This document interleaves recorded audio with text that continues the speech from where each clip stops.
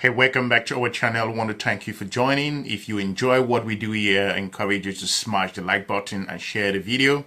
I just want to give you a perspective of one of America's own leading expert, very renowned, and he has a global perspective, someone who still believes in the dream of the continent of Africa, and that Africa does have the potential despite the different challenges. We all have seen how the recent G20 has echoed geopolitical tension globally. But again, Professor Jeffrey Sachs went into more details and looked at the reason why the continent of Africa still have incredible potentials, that those global partners who see the continent as a problem to be solved would have to pay the price. For those who see the continent as an opportunity to be grabbed, will be able to go ahead and make sure that they reap the benefits. So in this episode, I have an important video to play. I'm going to allow you to watch that, and I encourage you to smash the like button because the conversation he will be having, it's incredible. So I will be looking forward to joining you soon again in our next episode. Have a pleasant day. Bye-bye.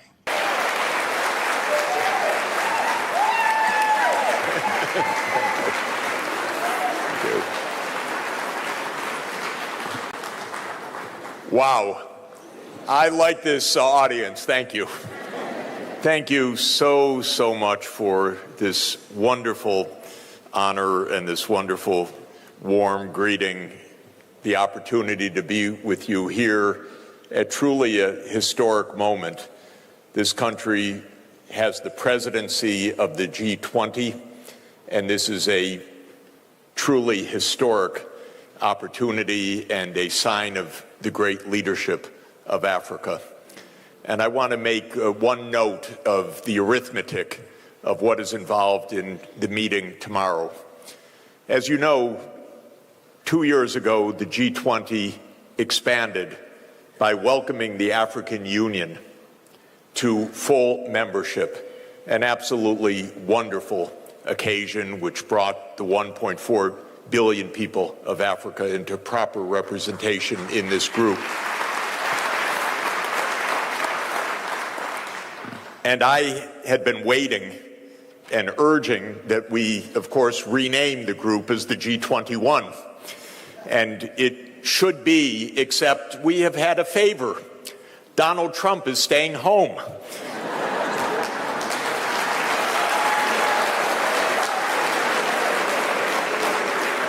So not only did we go G20, G21, back to G20, Africa has replaced the United States in the proper center.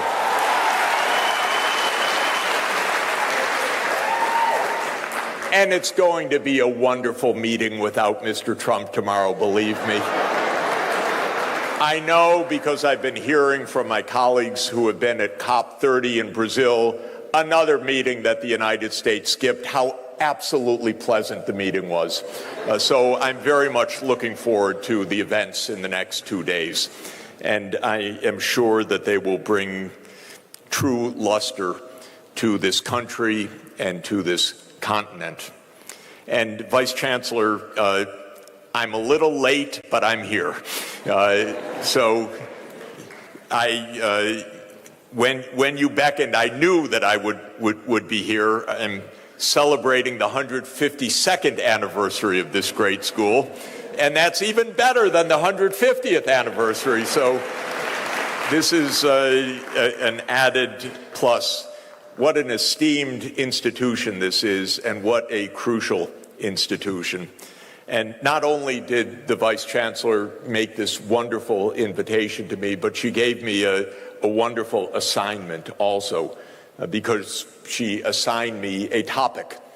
And the topic is really in every way exactly pertinent. The topic is solidarity, social justice, and reclaiming the future, the role of universities in contested geopolitics. Vice Chancellor, I love every word of the title, because every word is truly essential for our time. As I'll emphasize solidarity, and especially African unity, is crucial for solving the problems that we face. Social justice is at the core of our agenda. As the UN says, where I work, leave no one behind. Everyone comes forward together. Reclaiming the future is a very important concept. We are claiming the future, making the future, but also we have to understand the past and what was taken and what needs to be reclaimed, because this is also an important part of our reality. And then after the colon of those three ideas of solidarity, social justice, and reclaiming the future is the role of the university in contested geopolitics. And I want to emphasize the role of the university is unique and indispensable. And this university is absolutely remarkable and will play a fundamental, transformative role for all of Africa in the years ahead. And if I can help in any way, I want to say right at the outset, it would be a joy, a pleasure, an honor, because what you are doing is absolutely pivotal to the future not only of this country, but also to the future of all of Africa, and that means the future of the whole world. So this is really extraordinary. I want to read something to you, because it is, if I can find it, yeah. It's a passage, little bit archaic in language, but it's my favorite passage from the fundamental text of economics, but of the best kind, I think. And that's the book written 249 years ago by Adam Smith, who we call the founder of thinking about economics for our time. And he was really a wonderful thinker. He was a genius, and he was also a humanist, a very decent man. And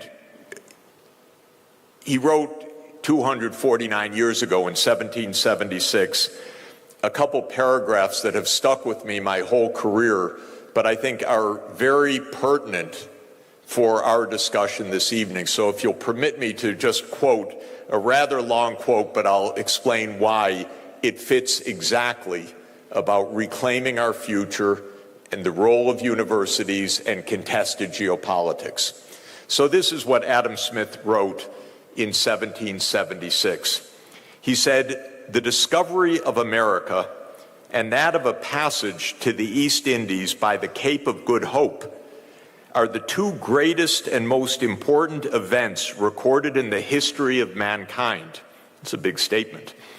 "Their consequences have already been very great."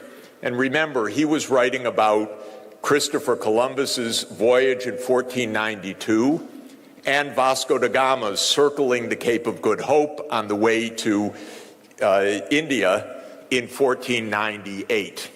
So he was already writing more than 2.5 centuries later. And he says their consequences have already been very great.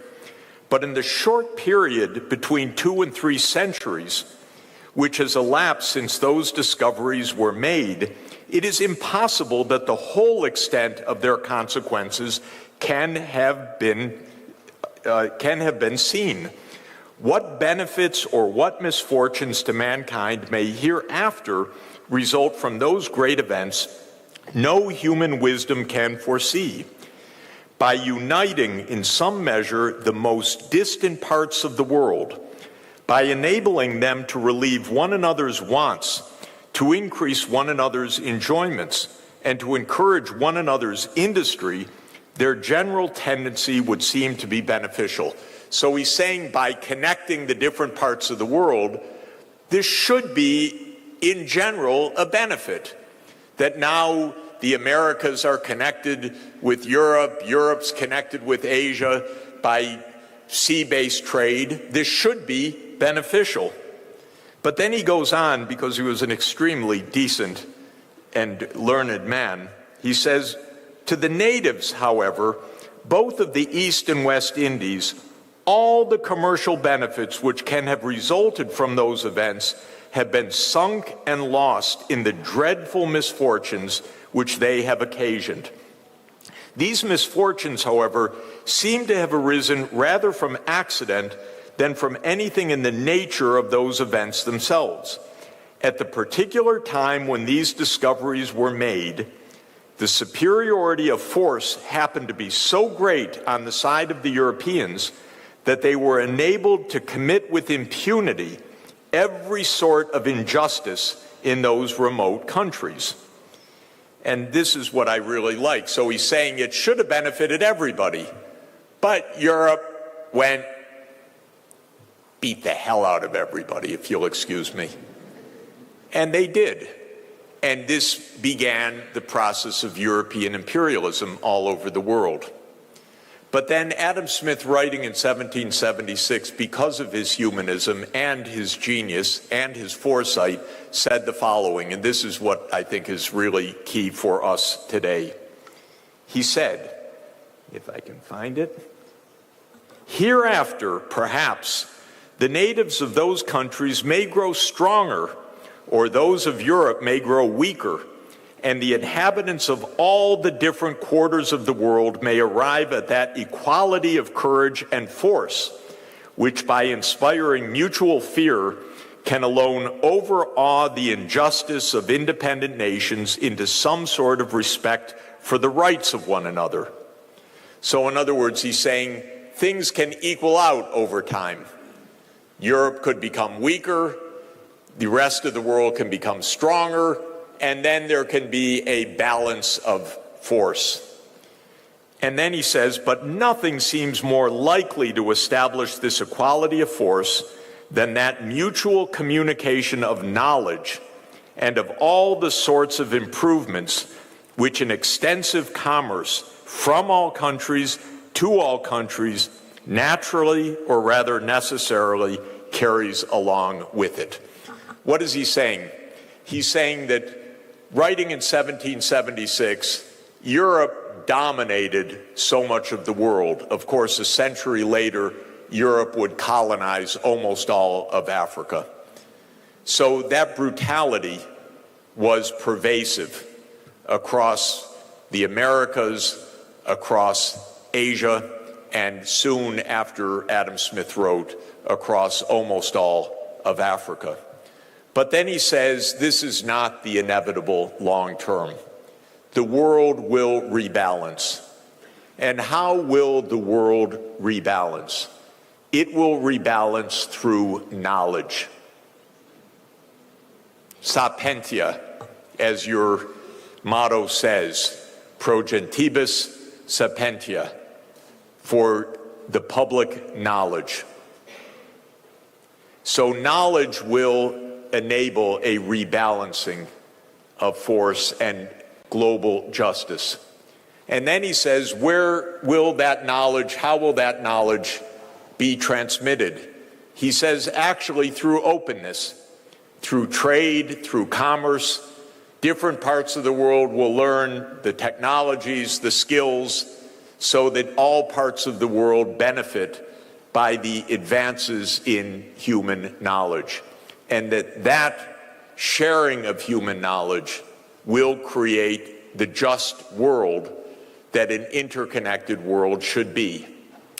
Well, I love this section of The Wealth of Nations because, first of all, he got it right.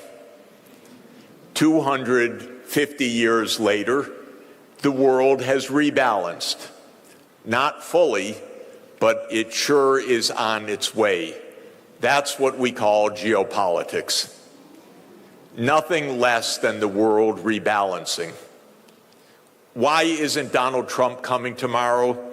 Because he has a 4-year-old mentality, and he's having a tantrum.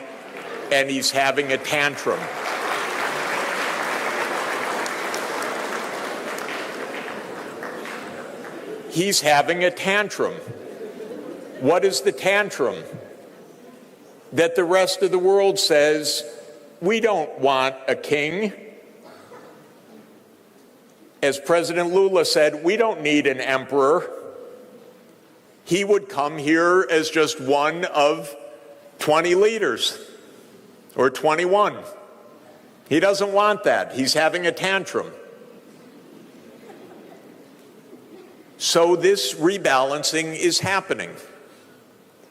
He's having a particular tantrum, by the way, because the United States is in a deeply neurotic funk. You know what the cause of that neurosis is? China. A wonderful, brilliant civilization, 4,000 years old plus. It's been a unified state with brilliant statecraft for more than 2,000 years. Unlike Europe, in which every country of Europe fought every other country of Europe every year for 1,000 years. Most of the time, China was peaceful, united. It fragmented temporarily at some points, but it was mainly a unified country that actually, strangely enough, didn't beat up its neighbors also. So China, for 1,000 years, never attacked Japan, for example. Can you imagine? Britain couldn't keep its hands off any place for more than a year or two at a time. It had to go beat up somebody. And the United States doesn't even take a year off. I don't know the truth yet. It could be an accident, but I don't think so. Today, a major refinery in Venezuela suddenly exploded. That seems a lot like the CIA to me. I don't guarantee it. We don't have any more news. But last week, President Trump said he had assigned the CIA to operations inside Venezuela, and a week later, suddenly the biggest refinery blows up. So the United States can hardly go a week at a time without trying to kill somebody. But China actually goes centuries without attacking its neighbors. So China went for 1,000 years without once invading Japan, a near neighbor, even though China was much more powerful. Incidentally, from 2 times, there was an attempt to invade Japan from the Chinese mainland, but that was when China had been conquered by the Mongols. So 800 years ago, roughly, they tried twice. The Mongols tried to invade Japan, and they were defeated both times. But the Chinese never tried. The Japanese actually, sadly, invaded China many times, but never the other way around. And the Chinese never invaded Korea. And the Chinese did invade Vietnam once, but that was 615 years ago. And then they had a skirmish for 1 month in 1979. Other than that, that's the so-called enemy of the United States. So that's why I call it a neurosis. China's the least threat possible. Doesn't threaten anybody. Doesn't attack anybody. Hasn't been in any war for 46 years, and the war that it was in 46 years ago lasted 1 month. That's when Vietnam toppled a government in Cambodia that China viewed as an ally, and so it punished Vietnam for a month for having overthrown their ally in Cambodia. Other than that, no wars for more than 4 decades. But we're in a funk because the American idea is you have to be number one so you can boss everyone else around. And by the way, we learned every trick we know from the British, who did that for 200 years before that. So that's where the geopolitics comes in. What Adam Smith is saying in 1776 is we need to look forward to a future in which there is equal force, mutual respect, social justice. And we're at that hinge moment of history. Because to my way of thinking, we are at the end of three major cycles. First, with these momentous discoveries that Adam Smith talked about, these sea routes that the Europeans found, that began a period of European ascent in the world history and world economy, because Europe was nothing special economically or geopolitically in 1500. You would not put it as likely to succeed or to dominate. But those events changed the course of events. Then in 1750 and really in 1776, oddly enough, the same year that Adam Smith wrote The Wealth of Nations, a very skilled engineer, we would say today, but he didn't have that title, a man named James Watt, working at the University of Glasgow, fittingly at a university, stuck a condenser on a steam engine that had been invented decades before, and suddenly the steam engine became incredibly efficient, low cost, and suddenly the industrial age was feasible because of that great invention of the steam engine. That happened, that commercial steam engine of James Watt, which is why we talk about megawatts today, because of Mr. Watt and the power that his steam engine brought. That came in 1776, and Britain was the first country to industrialize, and it really did beat up the rest of the world after that, because the industrialization, the power that came with that, the industrial military led to a worldwide imperialism that dominated the 19th and the first part of the 20th century. And at its apogee, the British Empire had 1/4 of all the people in the world under British imperial domination. Of course, India was a big part of that 25% of humanity. So that's the second part of a cycle. And then, because Europe has a very hard time making peace within Europe. It's really a sickness, actually, I'm sorry to say. We love Europe. My wife's born in Europe, my family comes from Europe, but they fight each other so much. Not my wife and me, but every two countries bear a grudge. Yesterday, I was texting with a friend of mine who wrote to me because he was giving a lecture in Poland, in Warsaw. And I said, yes, it's so sad, the hatred of Russia in Poland. And he said, oh, but remember what Russia did. And he said, you have to remember, in 1792, that's what he wrote. And I wrote, get over it. You don't have to fight every time, because in 1792, you fought because the Russians would say, yes, 1792, but in 1610, you invaded us. And that's true, by the way. Poland started it. When Russia was in trouble, in so-called times of trouble in 1610, it was Poland that invaded Russia. Then Russia invaded Poland 150 years later, and on, and they can't stop. And there is, by the way, there's the famous saying of the philosopher George Santayana, the Spanish philosopher of the 20th century, that those who forget history are condemned to repeat it. And my wife has a better one, though. Sonia says those who remember history are condemned to repeat it, because all you do is you bear a grudge for 1,000 years.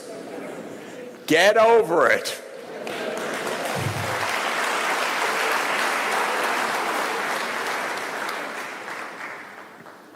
So I think that so I was going to say Europe destroyed itself in 2 civil wars, which we call World War I and World War II. And by the end of the Second World War, Europe was so broken that decolonization came. Not, by the way, because it was inevitable had there not been the wars, but Britain was bankrupt at the end of 1945 after 2 world wars.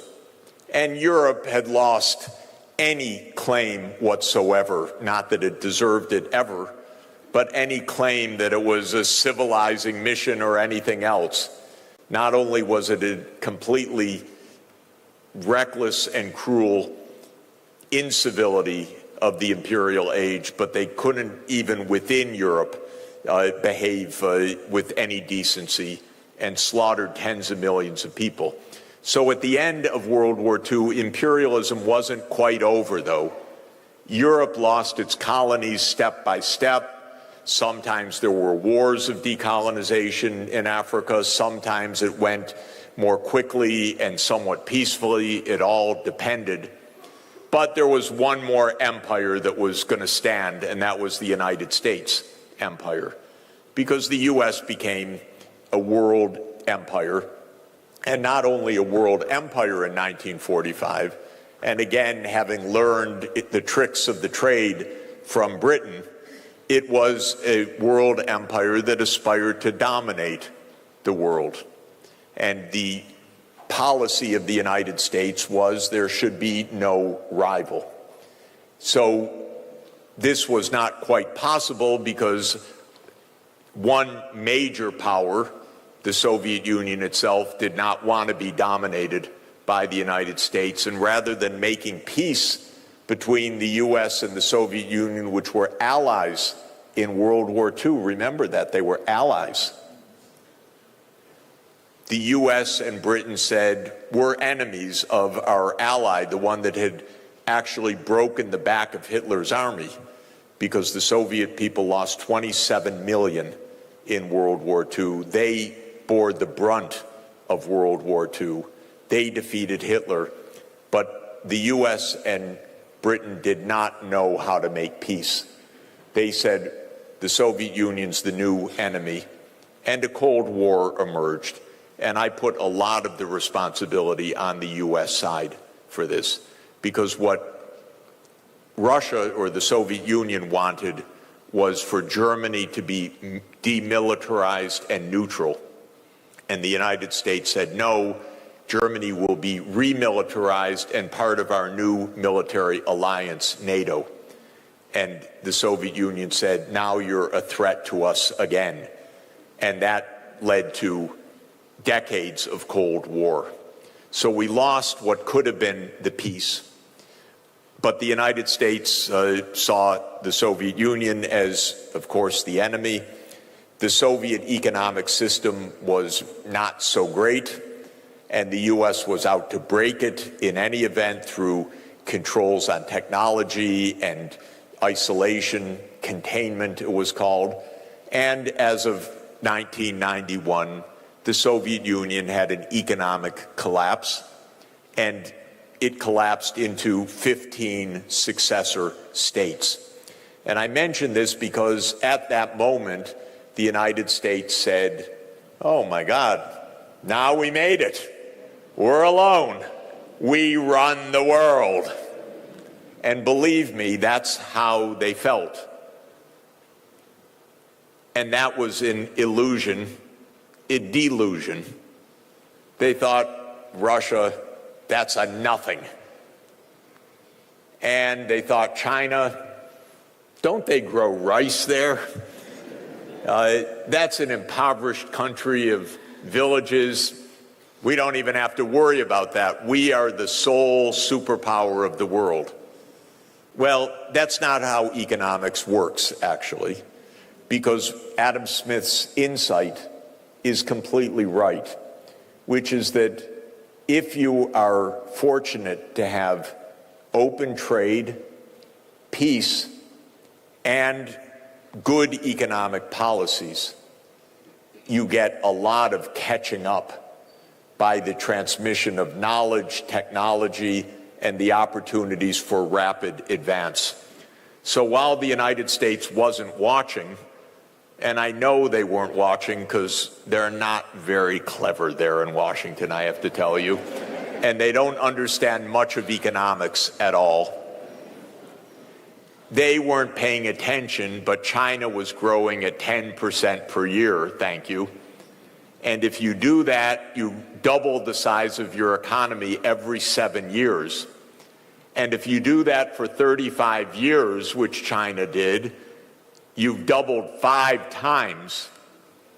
And doubling 5 times means you've grown 32 times. And if you continue beyond that, China has increased the size of its economy 40 times since 1980. 40 times. It's now a bigger economy than the United States. It's a much bigger industrial power. It is technologically more advanced than the United States in most sectors, not all, but in most sectors right now. When you drive your vehicles 10 years from now, they will be Chinese electric vehicles. And even if you happen to drive a Tesla, that's a Chinese vehicle, by the way, with Elon Musk at the top. But it's the gigafactory in Shanghai that gives it even a chance to compete.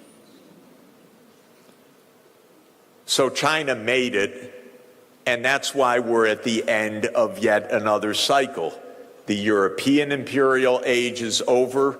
The British imperial age ended in 1945, and the U.S. imperial age is ending right now.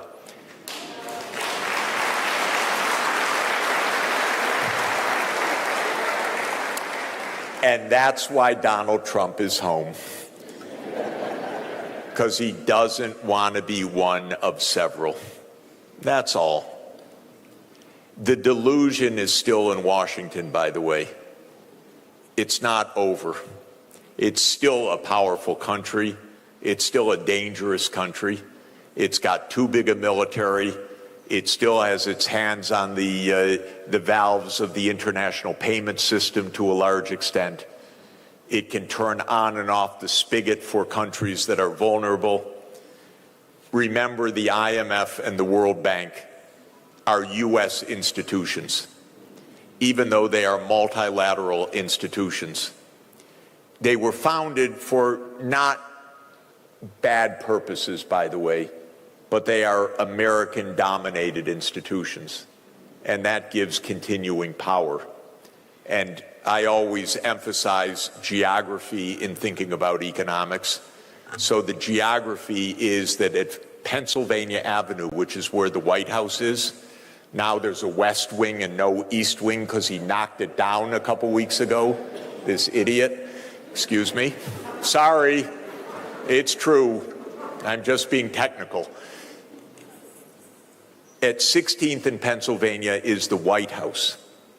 15th in Pennsylvania is the Treasury Building. 17th in Pennsylvania is what's called the Executive Office of the President of the U.S. 18th in Pennsylvania is the World Bank, and 19th in Pennsylvania is the International Monetary Fund.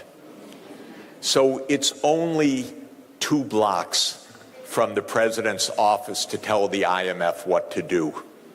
You don't even need to text it. It takes 30 seconds to walk across the street to say, veto that country's program. And that's still power. But it's power that is fading. It's fading in part because of the BRICS. because the BRICS are saying, we don't need to be under the thumb of a U.S. empire. That's what President Lula said when he was hosting the BRICS this summer, and Trump put on a tariff on Brazil because he didn't like a court proceeding against the preceding president who had tried to make a coup. And so he put on a penalty tariff, and President Lula said, we don't need an emperor, and we're not going to succumb to this kind of pressure. So the BRICS, of which you are an esteemed member, the S in BRICS, remember the 10 BRICS countries: Brazil, Russia, India, China, South Africa, and now Egypt and Ethiopia, United Arab Emirates, Iran, and Indonesia. The 10 BRICS countries have 46% of the world population. Thank you. And 41% of the world GDP. And they can look at the G7 and say, who are you? And that's what they're doing. So this is the new phase of geopolitics. The world is not falling apart, but the US and Europe are having a tantrum. That's different.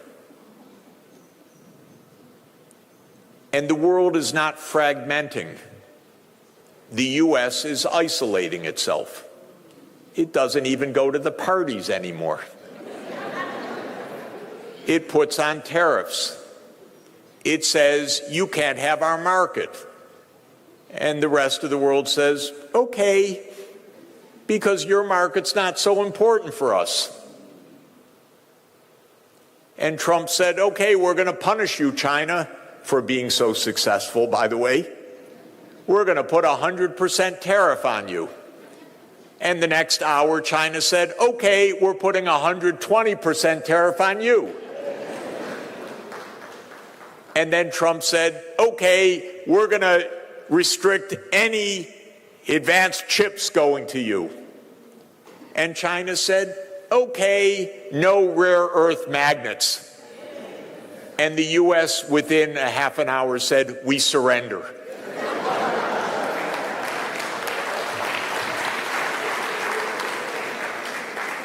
By the way, I had no idea there was anything called a rare earth magnet before all of this happened. So I had to ask ChatGPT what it was exactly. It turns out it's absolutely essential for all manufacturing, for automotive, for military, and so on. And China makes them. The US doesn't make them. And so turned out the US learned a bit of a lesson there. Again, yet another reason why Donald Trump is staying home. So this is why we're at such a historic juncture. But the world is really not fragmenting. It's remaining open and it's trading. It's just that one corner of the world is very surly. The part that used to dominate just can't figure out what's going on. And Trump is, of course, trying to flex the military muscles in a disgusting way. The U.S. is still militarily powerful, no doubt about it. The wars in Ukraine and Gaza are imperial wars. The war in Ukraine came because the United States said after the collapse of the Soviet Union, we'll move all our military bases up to the Russian border. And by the way, in 1990, when Germany was reunifying and President Gorbachev was president still of the Soviet Union, the United States promised President Gorbachev, if you, the Soviet Union, agree to the reunification of Germany, which had been divided after World War II in the Cold War, and required the Soviet approval, because that was how World War II ended, by treaty in 1990. The only real treaty that ended World War II was in 1990. They needed the Soviet agreement. And to get the Soviet agreement, the United States said to President Gorbachev, we promise NATO won't move 1 inch eastward. Not 1 inch. And if you want all the documentary record of that, go to a website called National Security Archive of George Washington University, and go to a website that is called What Gorbachev Heard. And you'll find 42 documents or so that say all of what I just said, that the U.S. promised NATO would never enlarge. But as soon as the Soviet Union ended and the United States said, we're all alone in this, then they started exactly what they promised they wouldn't do, which was eastward enlargement of NATO. And that's why there's the war in Ukraine. It's a disgrace. And it is killing the Ukrainians. And it is part of the famous adage of Henry Kissinger, which you may recall, that to be an enemy of the United States is dangerous, but to be a friend is fatal. Ukraine said, we'll be a friend, and now they're dying because of that. Because they said, okay, NATO enlarged. The United States said, we have your back. And probably 2 million Ukrainians have been killed or gravely wounded in this completely unnecessary and reckless war. And the United States is doing the same with Israel in Gaza. And let me thank you, South Africa, for standing up for justice.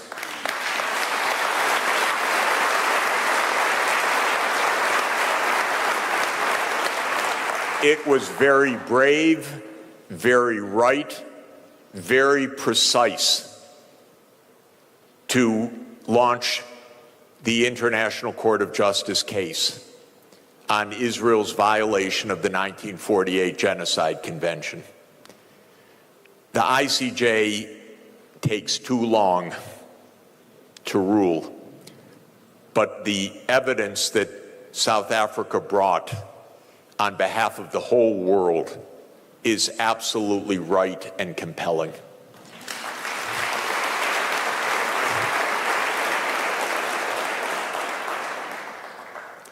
So we're in the age of rebalancing, and that's why I liked the title, Reclaiming the Future, because it's not only claiming the future, it is reclaiming what should have been. Had Adam Smith been listened to because he was very decent, this would not have been 200 years of imperialism. This would have been open trade, exchange of ideas, exchange of knowledge. There would have been development in all parts of the world. The imperial age delayed that terribly. I don't have to recount any of that for you here, especially. But I would just say that, to my mind, the greatest crime of imperialism, and imperialism is filled with criminality of the worst kind, but the greatest crime of imperialism, in my view, is the denial of knowledge and of education to the people. Because the basic idea of imperialism, of course, is plunder and extraction and domination. And the basic mechanism of that is to disempower the people. And the most basic empowerment of people, individually and as societies, is knowledge. It is exactly what you say, sapientia. It is knowledge for the people is the most powerful way to advance. It's the essential standard of economic and social development, and it's precisely what the imperialists denied. And by the way, when imperialism ended in Africa, when you looked at the scene, and there's a fascinating study by UNESCO called Illiteracy in the World in 1950, which you can find online because this new organization, UNESCO, in the middle of the 20th century, made a study of worldwide illiteracy. Most of sub-Saharan Africa had illiteracy rates of more than 90%, some between 95 and 100%. That means that when independence came, there had been no education for the people, other than the tiniest exceptions. You know this. This was the mechanism of control. This has made every challenge a challenge of gaining knowledge and of spreading information as absolutely the core of reclaiming the future. So let me turn to the part after the colon of this title, and that is the role of universities in a geopolitically contested age. The role of the universities is the most fundamental institution of societal transformation for the future that we want. The future that we want is a future of sustainable development. Sustainable development means that the future should be prosperous, that yes, we don't reduce poverty, we end poverty. That's sustainable development goal number one. That we have social justice, that we attend to the environmental crises, which are extremely serious and worsening dramatically, and that we live in peace. That's what sustainable development means. Prosperity, social justice, environmental sustainability, and peace and cooperation. In my view, the universities are the central institutions for helping to guide society to the future that we need and the future that we want, to mobilize the knowledge for society on behalf of sustainable development, meaning a prosperous and fair and sustainable future for society. The transformations that we need to achieve that future are rather complicated. We need to ensure, even in poor places, universal access to quality education. You are in the forefront of that design. How to use online learning, how to use the new multimedia methods, how to use artificial intelligence, how to use digital technologies to spread knowledge everywhere. In my view, this is Africa's most important aim and challenge, that the next 20 years should be mass education of quality across this continent. You have the largest cohort of young people in the world. Educate them, train them. Don't let any child lose out. Don't let any government say, we don't have the means, we can't afford this, let's solve this problem, how to make this financing work. But no child is going to have a future that we want for that child if they don't have a quality education.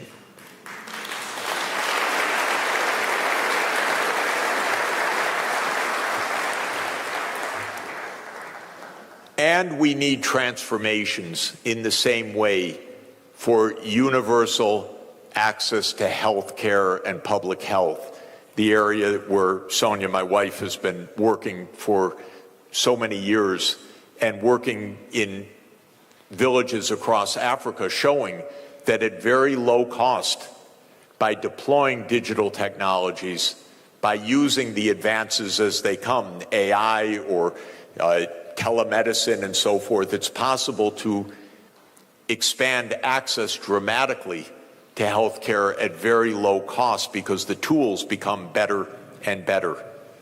We need to move to a zero carbon energy system because the burning of the fossil fuels is what's causing the dramatic and accelerating climate change. And there again, Donald Trump was paid for by the oil industry to be put in the White House. So we don't ever know whether he knows anything. But when he says that climate change is a hoax, which he said from the rostrum of the General Assembly, the main reason he's saying it is not even his ignorance, which is unbounded sometimes, but because he was paid to say it by big oil lobbies. But what he's done is to say to China and to Africa and to Europe, you take the future. We'll just close up and deny reality. But this is a transformation that needs to be made. And we need to have advances in agronomy and in sustainable agriculture and land use. And for this continent, this is really essential. You have, of course, unique ecosystems, home to so many species, and they're under threat because of farmlands encroaching, deforestation, even collecting wood for charcoal when solar power would be vastly more effective and efficient. And so we need the transformation of the land use patterns for sustainability. And Africa is going to be welcoming hundreds of millions of people into the cities of Africa in the coming 30 years. And believe me, the rural areas are going to have a significant decline of population, if for no other reason than agriculture is going to be very substantially mechanized in the next 25 years. Robots are going to be doing a lot of the heavy labor. And that means people will be living in cities, and cities need infrastructure, they need design, they need not to get completely clogged up with congestion, they need public transport. I love cities that don't depend on private automobiles, by the way, but depend on public transport that enable walking and bicycling and active mobility, as it's called, but give options other than individual car ownership, because that's a very expensive path to development. So that's another transformation that is needed. And we are going to be in the digital world. And as we were coming up in the elevator, VC, I saw the sign for your program in information sciences, the Bachelor of Science in Information Sciences. That's a great skill, and it's a great program. And that is going to be transformative all over the continent as well. So what is the role of the universities? It is to train, to discover the pathways, to innovate, to incubate new businesses in all of those transformative areas, in education, in healthcare, in energy systems, in agronomy, in urban design, in e-governance.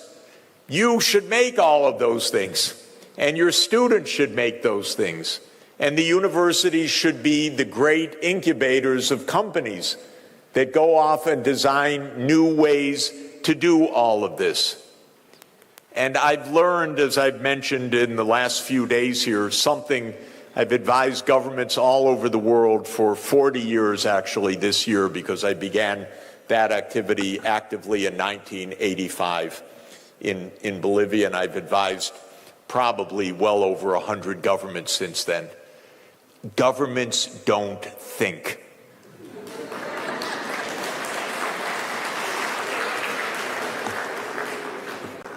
I'm not dissing them, by the way. They need to implement. They need to make coalitions. They need to solve political problems.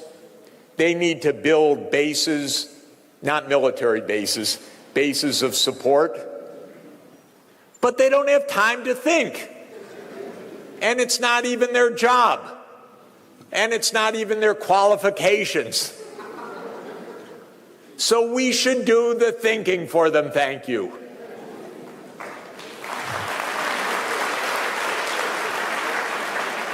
It's just a division of labor. I've worked really with very wonderful governments and wonderful politicians. They don't hold seminars and workshops and deliver papers and analyze and argue about the data. They don't have time for any of that. But if the university comes and says, we've done a thorough study of how to make efficient design of Pretoria, or how to convert this part of the country to renewable energy, then they can implement that. We can't implement anything, by the way. But we can come up with the right designs, the training, the logic, the technology, help the businesses. We are not the implementers, actually. I hope we're the educators, the thinkers. I hope that we can inspire young people, because it's their future, after all. And I hope that we can be practical and show the way forward. Now, one last word that I want to emphasize in that wonderful title that I was assigned, and that's solidarity. Solidarity applies to us as a community. I know that UNISA is a community, and it is 400,000 strong of students, which is absolutely remarkable, and a great tribute to the profound role of this institution. I want solidarity. I want solidarity across countries and across the world. And for Africa, solidarity for me means African unity, true African unity. African unity started as an organizational form in 1963. The United States, Britain, and France hated it. They don't want African unity. When they saw leaders that would unify, like Patrice Lumumba, they killed them, or they overthrew them, because empires like divide and conquer. The colonial period left Africa with 54 or 55 countries, depending on how you count it. That's a lot. And each one by itself cannot achieve the future that it wants. It can't resist the diplomacy or the attacks on diplomacy by itself. It can't resist the pressures. It can't resist the financial squeeze. It can't resist the instabilities that come from a market that's too small. Unity is the key. Solidarity is the key. And also, this is why this university is so crucial, because you are not only the University of South Africa, you are a South African university all over Africa. So I'm reading UNISA as Universities of Africa, because you are not only the leader here, but you're a leader across the continent. And so on your own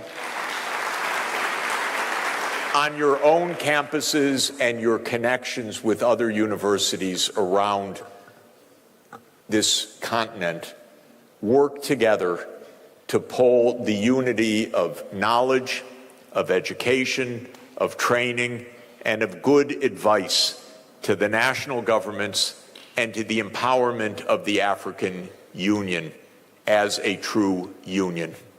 And I want Africa to make the continental free trade area really work. I want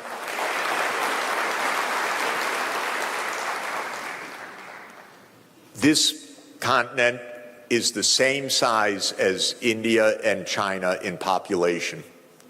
Actually, a little bit bigger than China, probably just about the same with India right now. 1.5 billion people in Africa, 1.5 billion people in India, 1.4 billion people in China. They're the little one on the block. China ended its poverty in 40 years. through good planning and this mass national scale. India is on the path of ending its poverty now. It's about 15 years behind China in the reforms that opened up that led to the rapid takeoff. It's time for Africa now, as this giant, as a continental scale economy, to be the era of takeoff. And that will come with a continental scale economy and a continental scale strategy. And that means solidarity. So I want to commend you for the wonderful role that you're playing. I would like to say that for me, the single most important investment for the next 20 years is to make sure that this is the fastest learning continent, that this is a continent that is filled with knowledge, filled with education everywhere. By the way, the adults, the children, this should be a time of the greatest advancement of learning and knowledge in Africa, and what you will learn will help light the whole world. Thank you very much.